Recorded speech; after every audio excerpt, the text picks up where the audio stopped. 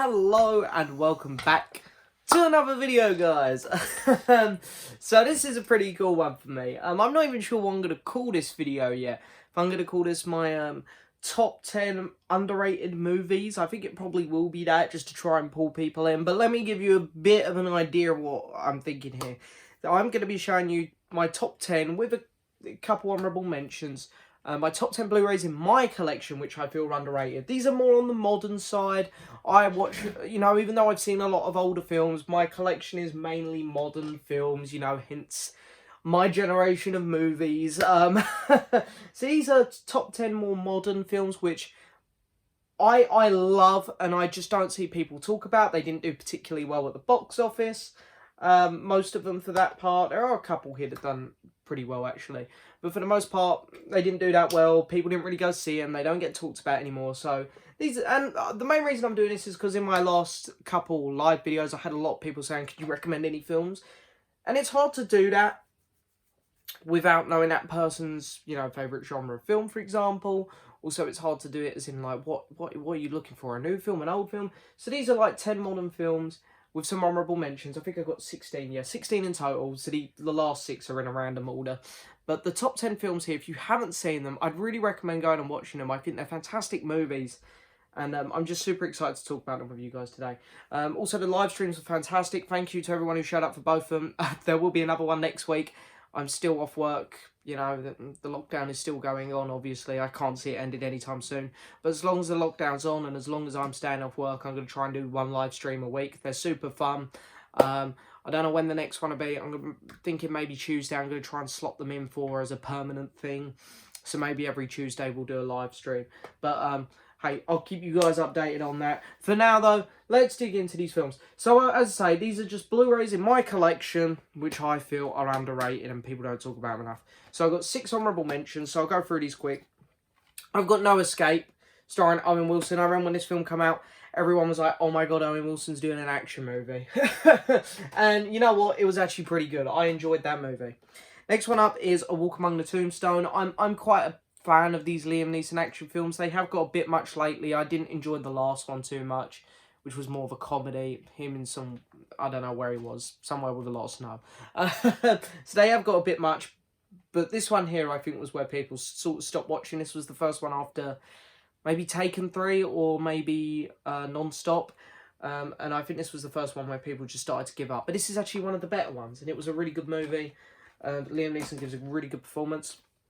Next one up, this is one of the films which actually made a lot of money. I think it made about 700 at the box office. No one showed any interest in it, though, when it was coming out. There wasn't much hype around it, including from me. I didn't care about it much, but it came out and I had a good time with it. Maleficent, Mistress of Evil. I did unbox this one about a month or 2 ago, and I watched it straight after the unboxing, and I really enjoyed it. First half of this film's a bit rocky, but the second half, the big battle in this film is really epic. It's a really good movie. Next up is Fighting With My Family. This is a Dwayne The Rock Johnson movie, which I don't think anyone really saw much. Number one, probably because he was playing himself. Number two, he doesn't have a big part in it. Don't worry, people. You're not going to get in trouble for talking about WWE here. Even though I'm not a fan of WWE. But this film really opened my eyes and gave me more respect towards WWE. Even though I'm not a fan of it. Just not my thing, personally. But it gave me a lot more respect for what the people do. And it's what it is. It's fun entertainment for some people. Next up, I'm going to talk about Robert Downey Jr.'s The Judge. Robert Downey Jr. only done a couple films in between his Marvel appearances. The Sherlock films all come very early in the day. They come like all phase 1. This is the only film, other than a very brief appearance in the film Chef, which Robert Downey Jr. made during those later 2 phases of the MCU, where Iron Man had such a big presence and the MCU was taking the world by storm. No one really paid attention to it, I think just because Robert Downey Jr.'s fans, or his main fans, are obviously of a younger audience because he's Iron Man. And this is a very more mature adult film. So I think that, unfortunately, Robert Downey's fans weren't really too interested in this one. But it was a really good movie. And it's a shame that not many people saw it and talk about it, because it really is one of Robert Downey's best movies. And then last one up is Dread. This is a film which has become a bit of a cult classic for a newer film, I suppose. People praying for another one, or a TV series I hear is heavily rumoured. But it's a great movie, and it really deserves more attention. But those are my honourable mentions. Now let's get on to the top 10. So, I'm pretty sure I got 10 here. 5, 6, 7, 8, 9, 10. Yes, got 10. So coming in 10th place is a film called Chronicle, which is a superhero type movie. This is really the only superhero film you're going to see here. Superhero films cannot... nowadays, it's hard to find one that's like underrated or not talked about much, because it's the most popular genre. As much as I could include one of the weaker Marvel films and say, hey, people don't talk about Iron Man too much, but it's a really good film, there would be no point, because people do talk about that film a lot because it's in the MCU. Or you could say the same for one of the, you know, lesser known DC movies. Whereas Chronicle is a film that came out, and it's amazing, and no one talks about it really anymore. It's the I forget what it's called. It's the one camera thing. It's like the first Cloverfield movie, where it's someone's running around with a camera. It's like that Project X film as well. So it's all shot like that, but it's really cool. These 3 kids get superpowers. They don't know how to use them, really. They don't know how to control them. One of them starts to go a bit bad shit crazy, and it's a very entertaining movie. Really is one of the best superhero movies I've ever seen. People don't really talk about it that much, and it's a great movie. Next up is a Tom Cruise film. It is a Live, Die, Repeat, Edge of Tomorrow. That is actually what it's called here in the UK. They couldn't make their mind up on what title they liked more, so they gave it both. This is a great sci-fi action film. This is it's in my top 2, 3 Tom Cruise movies. It's really, really good. Everything about this film just rocks. The pacing is fantastic. You don't know where it's going. You get so invested in the 2 characters. Emily Blunt is amazing in this film as well. Emily Blunt is honestly one of my favourite actresses going at the minute. It's a great movie, which just people don't really seem to talk about much. Apparently it is getting a sequel though, but it's one of those films that's so low down on the radar.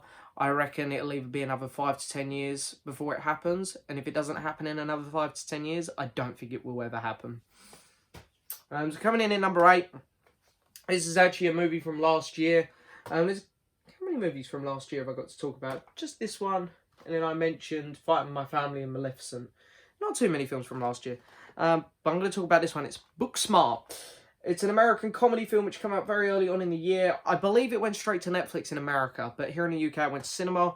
It actually flopped. It didn't make its money back, which is quite surprising because it didn't have a big budget.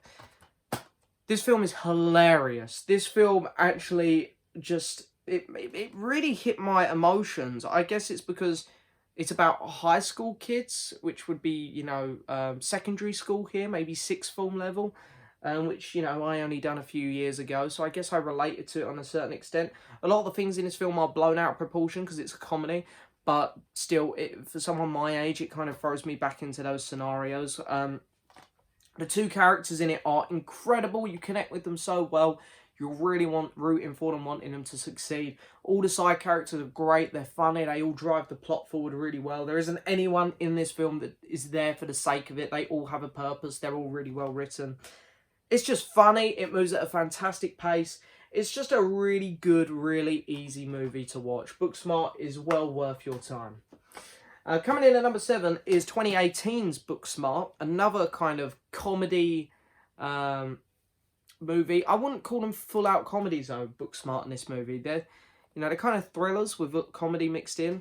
And that is Game Night. Game Night was a film which went under the radar. And I'm going to be honest, I ignored it completely. And then halfway through 2018, when people were doing their best of 2018 lists so far, I saw Chris Stuckman, who of course I'm sure we all know, massive movie reviewing YouTuber here.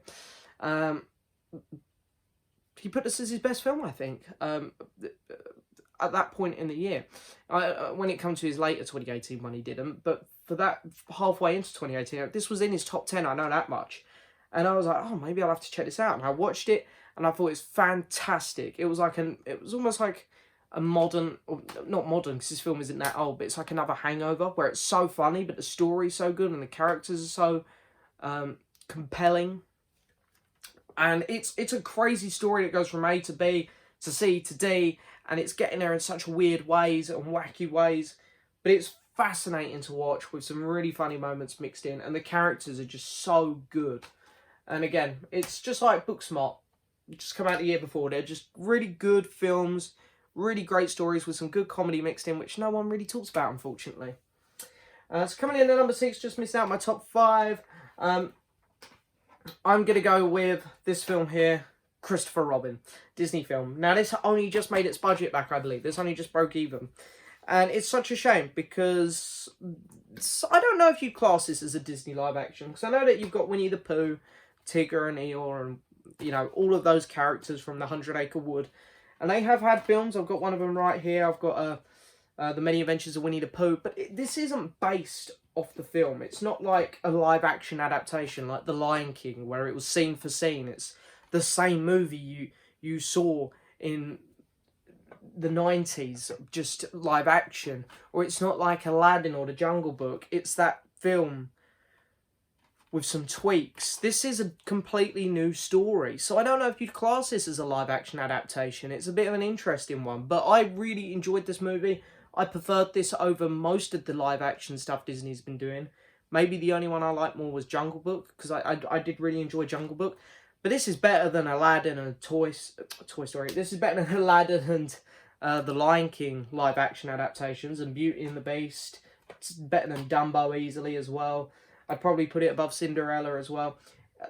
These characters are so adorably cute and fun to watch. This is, if you're looking for an underrated film to watch with your family, you will want to sit down and watch a nice family movie none of you have seen, this is a perfect choice. The characters are so heartwarming and lovable and just fun to watch. The main 3 characters, your family in it, are fantastic. Hayley Atwell does a great job. Ewan McGregor, Obi-Wan Kenobi, does an incredible job. I love watching Ewan McGregor, and unfortunately this poor man can't seem to get a hit lately with Doctor Sleep and Harley Quinn, the Birds of Prey, and the Emancipation of One Fabulous Harley Quinn, or whatever it's called. I really feel bad for him because he's one of my very favourite actors, and he can't get a hit because all of his later films have been great. But this one here really stood out to me as a really nice family film, which I really beg people to go see. It's a real treat, that movie. It really is. Okay, coming in at number 5, here's Ex Machina. I always called this Ex Machina, but it's Ex Machina. So anyway, this is starring Alicia Vikander. I always say her surname wrong. I've said it so many times because me and my friend Ryan talk about a lot of her films on our podcast, and I always say her surname wrong. But it's also got Donald Gleeson in, and Oscar Isaacs. So it was a really crazy year for Donald Gleeson. He had this, The Force Awakens, Brooklyn, The Revenant, all in 2015. He had an absolutely crazy year. And of course, Oscar Isaacs had this in The Force Awakens as well. This film is insane. It's better than The Force Awakens. It's fantastic. Not that you can compare it to that. It was literally just in my head because they both come out in 2015. They both have the same actors in almost. It's a very low budget sci-fi independent movie.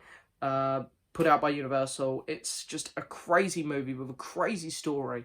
And if you like those gripping thrillers where you know something's not right, but you don't know what, and it usually flips on its head at the end of the movie, this is a great pick. This movie is insanely good like that. And all round, just the score is great. The cinematography is beautiful. There's not much visuals needed here, but when they are used, it looks stunning. It's tense, and it's just great. It's a really unique sci-fi movie, and really is one of my very favourite sci-fi movies. Ex Machina would take my number 5 spot.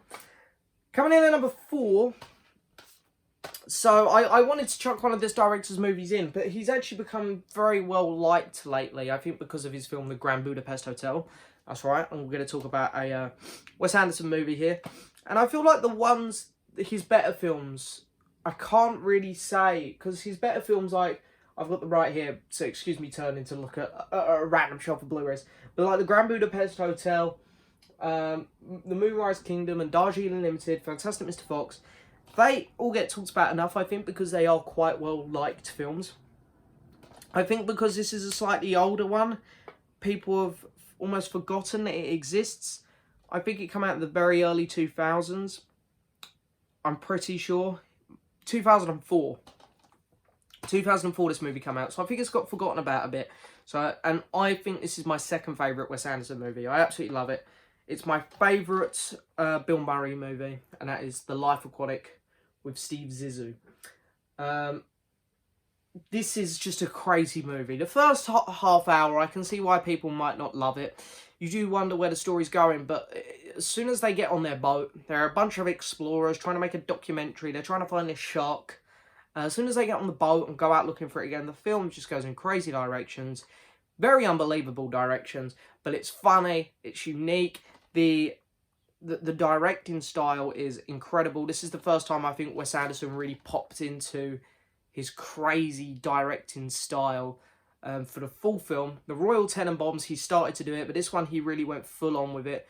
The comedy, this film makes me die laughing at times. There's a part where these pirates take over their ship and basically Bill Murray goes crazy, and I think it's hilarious. Jeff Goldblum is great in this movie as well. The whole cast is, there's some really big actors in this movie. It's really funny, crazy, weird, wacky, but it's just a really fun time. Okay, top 3, here we go. These are the 3 films which I just think people should check out. I think these 3 films are honestly close to perfect, and no one talks about them. Coming in at number 3 is Eddie the Eagle, which of course is a true story. This film is absolutely crazy. It's got 2 of my very favourite actors in, Taron Egerton and Hugh Jackman. And yeah, this film has everything from some really nice heartwarming moments to some really tense moments where you are worried about these characters. Really funny moments as well. This kind of dips its feet into nearly every genre and it pulls out really well. It's just a pure joy to watch. It even says on the Blu-ray, a feel-good, crowd-pleasing, triumph, which I'd agree with. I think it is just fantastic. It being based on a true story helps. It also helps you get behind these characters. But it is a real heartwarming movie, and I absolutely adore it. I think it's a fantastic movie. Okay, next up. So this one here is, this is pretty cool. This is a movie which I've always said to people this would honestly make my top 20 movies ever, probably. And I think it only just broke even on its budget, which is a real shame because the sequel to this... It's funny, me and my friend Ryan done on our podcast the other day, we talked about films we most want to see a sequel for, and I put this as my number 1. I'd love to see a sequel for this film, but I don't think it's going to happen. But we got the first one to always go back to and enjoy, and that is The Nice Guys. This is a crazy, crazy film. It feels almost like Once Upon a Time in Hollywood mixed with a bit of The Wolf of Wall Street, with some of that really, really good kind of serious comedy in it. It's got some dark comedy in it. But if you like films that are set in the 70s, with that really cool 70s music going on and, amazing sets, great clothes and stuff, this is a really good film to go watch. Ryan Gosling and Russell Crowe just pull everything out here to make a really good movie. It's probably my favourite performance from both of them. Ryan Gosling is absolutely hilarious in this movie, and it's honestly one of my favourite films ever. Number 1. This won't be any surprise. This won't be a big surprise to anyone who's watched my podcast, but I only found out about this film recently because the director blew up. And I think before this director blew up, this film was only popular in New Zealand, which is a bit of a hint as to what director I'm talking about. So this film here, pretty much, a very, very small amount of people have seen, I think. And because this director's blowing up, people like me have gone back to his older films and started to watch them. And I'd really recommend to people doing the same thing, especially this one. And that director I'm talking about is Taika Waititi. And the film that I want to mention is What We Do in the Shadows. So before Thor Ragnarok, before this man became a global sensation, he had this film, Boy, and Hunt for the Wilder People. I haven't seen Boy yet, really need to watch that. But I watched this and Hunt for the Wilder People. And while Hunt for the Wilder People is also a fantastic movie, which I'd recommend to people, What We Do in the Shadows is crazy. So this is a film about a family of vampires who are living in the 21st century and trying to do things today with their vampire problems. So they can't go out during the day. They always have to be asked. They always have to be welcomed in somewhere before they enter. They can't see their reflections in the mirror. Just crazy, crazy stuff like that. They have to feed on blood. And it's a comedy. It's a comedy about them living in a house trying to get by. It's filmed like a documentary. Taika Waititi is also pretty much the star of this movie. So if you love Taika and love his style, but one of your main attractions of him would be him himself, because he's fantastic in interviews and the few performances he's given in his recent movies, like Jojo and Thor. He is the main character in this film, pretty much. So you're going to get loads of Taika. So I think this is almost the perfect one to recommend to Taika Waititi fans. It's a great time, and I just highly recommend this movie. I think it's fantastic. Whew, so there we go. There's my top 10 and some honourable mention most underrated movies. I hope you've enjoyed it as always, guys. So yeah, as I said, I'm going to try and maybe do every Tuesday as a live chat for now. Also, there is a link in the description to my Instagram account, because the link wasn't working before the live streams. And I've been doing movie polls on there lately. Vote for what film you prefer on my story, so it's quite fun. It is a private account, so just request to follow, and I will allow you to follow. I will click accept. So yes, there's links to that in the description, and my podcast and my Twitter for those of you who are interested. But that is it for this video, guys. I hope you've enjoyed it as always. Don't forget to hit the subscribe button, leave a like, leave a comment, and I'll see you guys next time for another video. Bye bye.